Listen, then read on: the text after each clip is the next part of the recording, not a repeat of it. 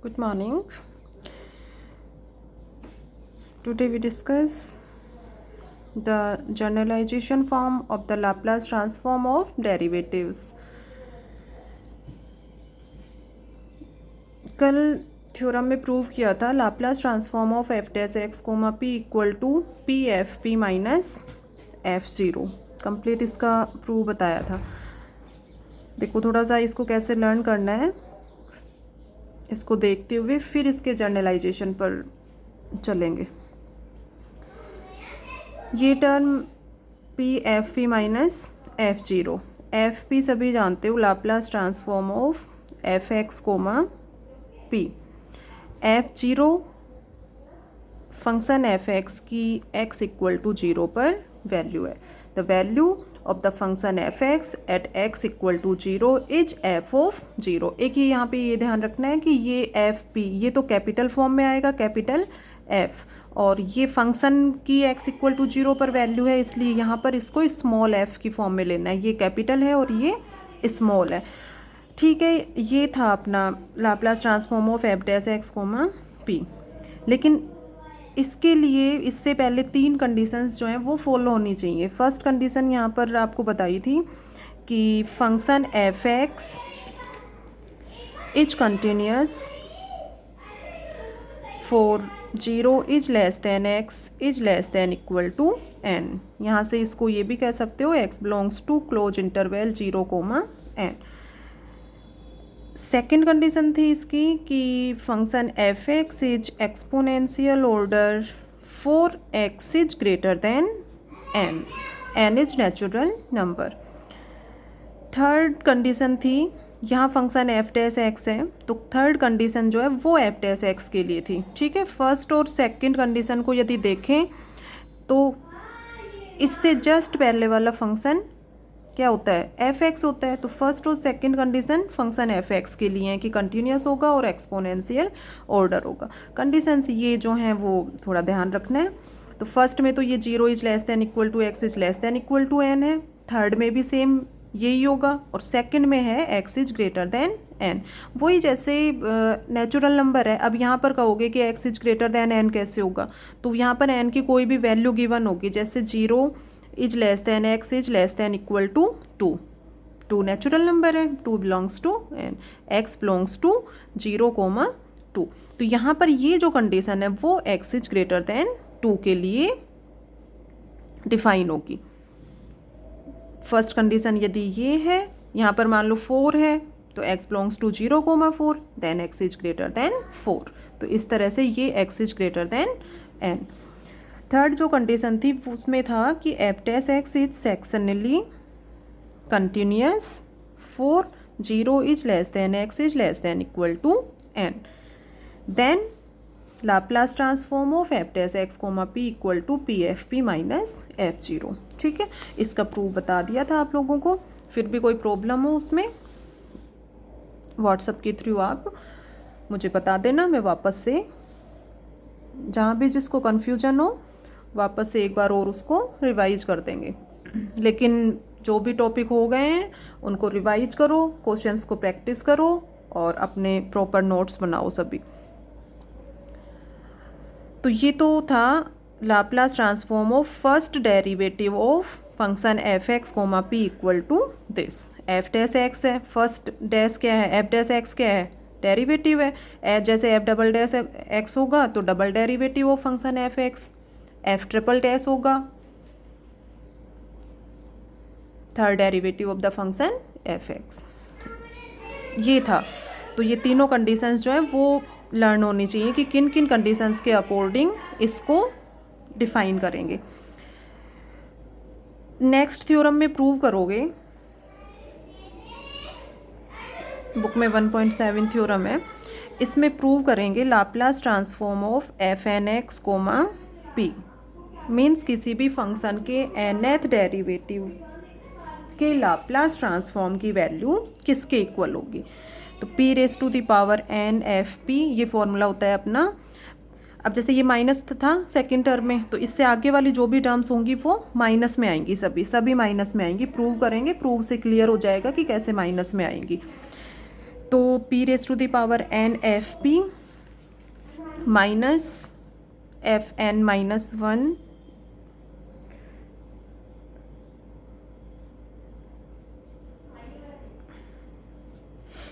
F zero minus p n minus 2 f dash zero minus up to p f n minus 2 zero minus f n minus 1 zero, ये है। ठीक है, तो ये तो capital F P है यहाँ पर फर्स्ट टर्म में, और बाकी सभी में जो आ रहा है small f zero, f dash zero, f n minus 2 zero और last value f n minus 1 zero, ये सभी स्मॉल फॉर्म में है किसी भी फंक्शन एफ एक्स की एक्स इक्वल टू जीरो पर वैल्यू, ये फर्स्ट डेरिवेटिव की, और इस तरह से एंड्स ऑन।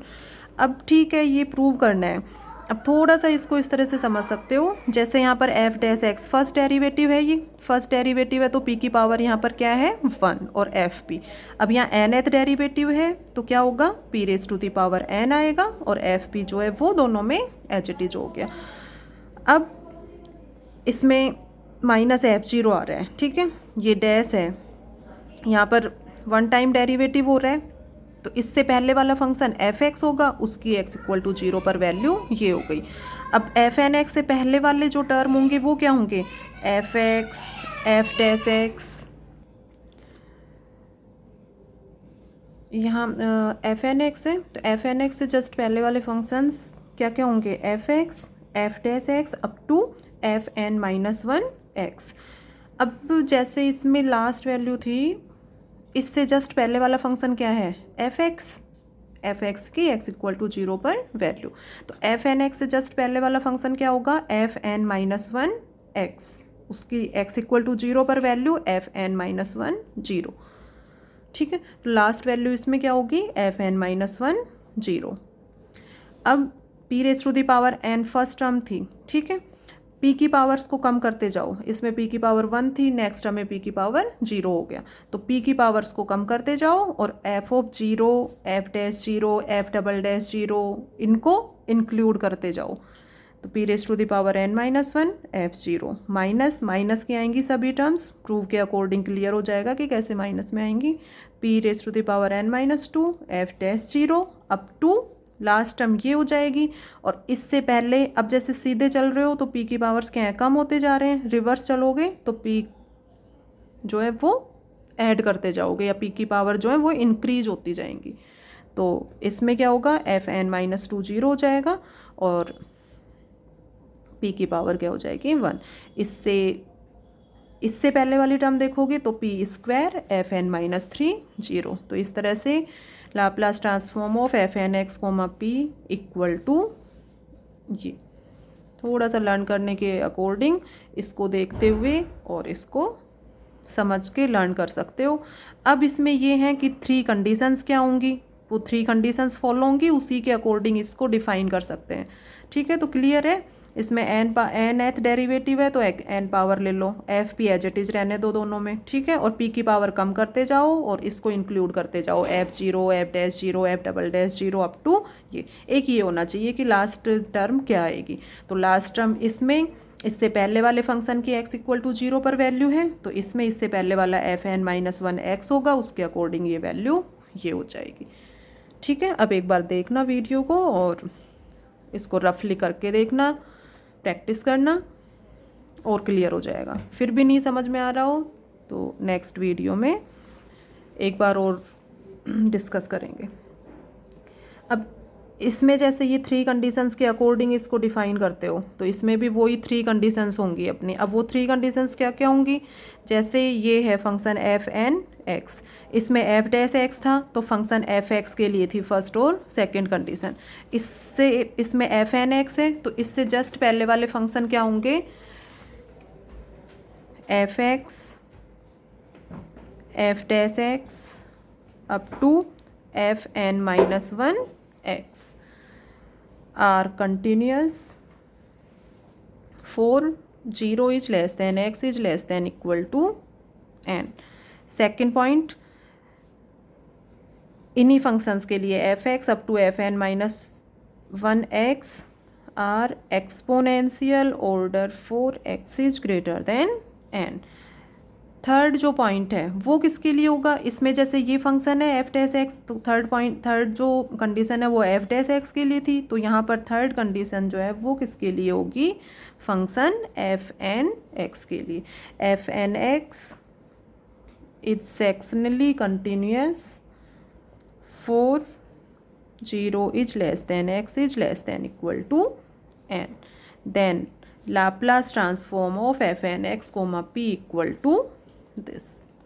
तो ये नेक्स्ट इसी का जर्नलाइजेशन फॉर्म है कि किसी भी फंक्शन के nth डेरिवेटिव के लाप्लास ट्रांसफॉर्म की वैल्यू ये होगी।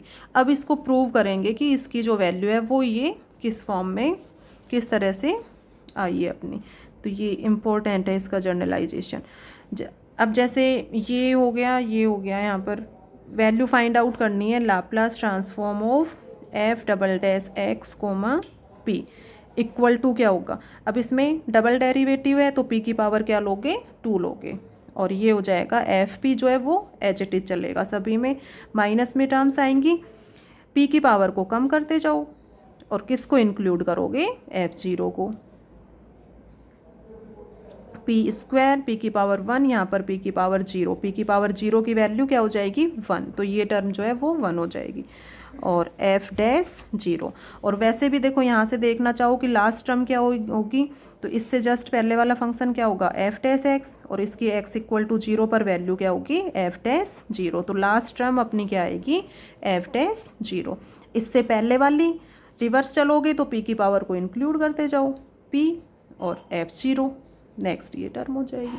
तो इसी तरह से वैल्यू